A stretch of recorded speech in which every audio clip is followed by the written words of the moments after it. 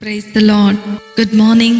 ప్రభువైన యేసుక్రీస్తు వారి నామమున మీ అందరికీ కూడా ఉదయకాల శుభములను తెలియచేస్తున్నాను. అందరూ బాగున్నారా? దేవుని కృప మీ మీద నిలిచి ఉండును గాక.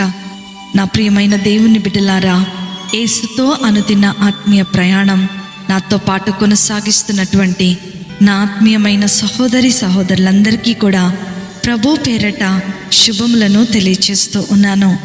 ఈ ఉదయకాల సమయము దేవుని మాటలో మనలను ఆదరిస్తుండగా దేవుని స్తోత్రాలు చెల్లిద్దాం, దేవుణ్ణి స్తుతిద్దాం. హల్లెలూయా.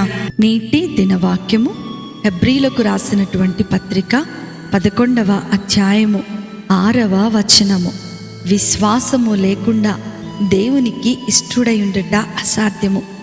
దేవుని యొద్దకు వచ్చువాడు ఆయన ఉన్నాడనియు తన్ను వెదుకు వారికి ఫలము దయచేయువాడనియు నమ్మవలెను కదా. హల్లెలూయా.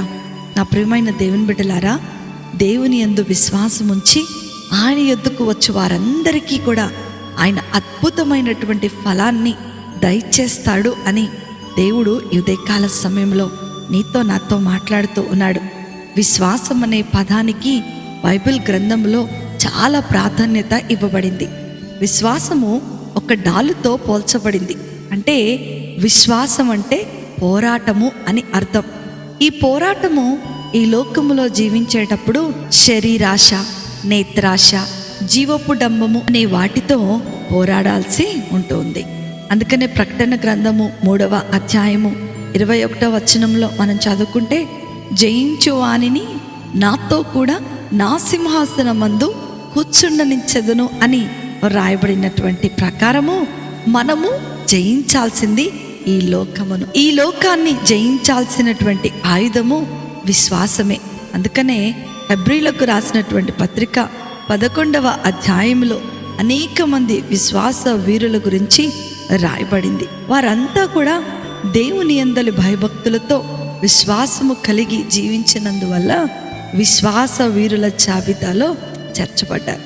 హెబ్రీ పత్రిక 11వ అధ్యాయము 1వ వచనంలో మనం చదువుకున్నట్లయితే, విశ్వాసమునున్నది నిరీక్షించబడు వాటి యొక్క నిజస్వరూపమును అదృశ్యమైనవి అయి ఉన్నట్టుకు రుజువునై ఉన్నది అంటున్నాడు. నా ప్రియమైనటువంటి దేవుని బిడ్డలారా, విశ్వాసము అంటే నిరీక్షణ కలిగి ఉండటమే. నేటి దినములలో మనం చూసుకున్నట్లయితే నిరీక్షణ లేని చాలామంది క్రైస్తవులు తాము దేవుడంటే చాలా విశ్వాసాన్ని కలిగి ఉన్నామని భ్రమపడిపోతూ ఉంటారు.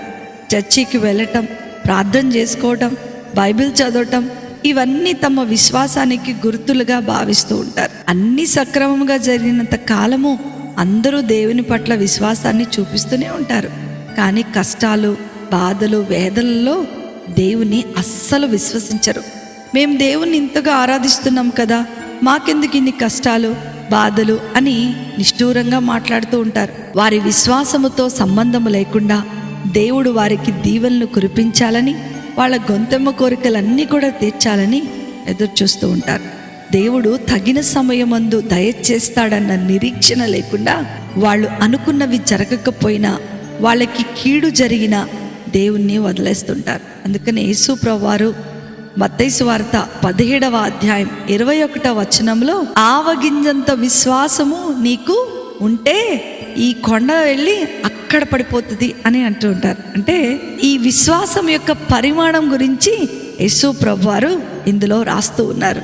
కంటికి కనిపించనటువంటి ఆవగింజంత విశ్వాసము కలిగి ఉండటమే గొప్ప అని ఈ వచనం యొక్క అర్థం. అందుకే లూకా సువార్త 18వ అధ్యాయము 8వ వచనంలో మనం చదువుకుంటే, మనుష్య కుమారుడు వచ్చినప్పుడు భూమి మీద విశ్వాసము కనుగొనునా అని ఆయన అనుమానం వ్యక్తం చేసినట్లుగా కూడా మనం చూస్తూ ఉండవచ్చు.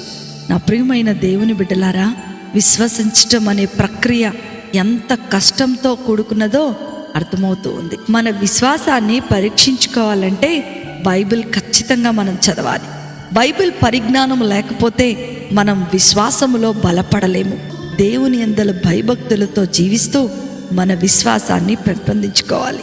ఎప్పుడైతే అలాంటి విశ్వాసాన్ని మన జీవితంలో పెంపొందించుకుంటూ ప్రభు యొద్దకు నిరీక్షణతో వస్తామో, నీవు అడుగుతున్న వాటన్నిటికంటేను, ఊహిస్తున్న వాటన్నిటికంటేను అధికమైన ఫలము పొందుకుంటామని దేవుని యొక్క వాక్యము సెలవిస్తుంది. దేవుడు మిమ్మలను మీ కుటుంబాలను దీవించునుగాక. ఆమేన్. ప్రార్థన చేసుకుందాం. మమ్మల్ని మిక్కిలిగా ప్రేమించిన మా ప్రియ పరలోకపు తండ్రి యేసుస్వామి, మీకున్నతమైన ఘనమైన శ్రేష్టమైన నామమును బట్టి మీకు వందనాలు ప్రభువా.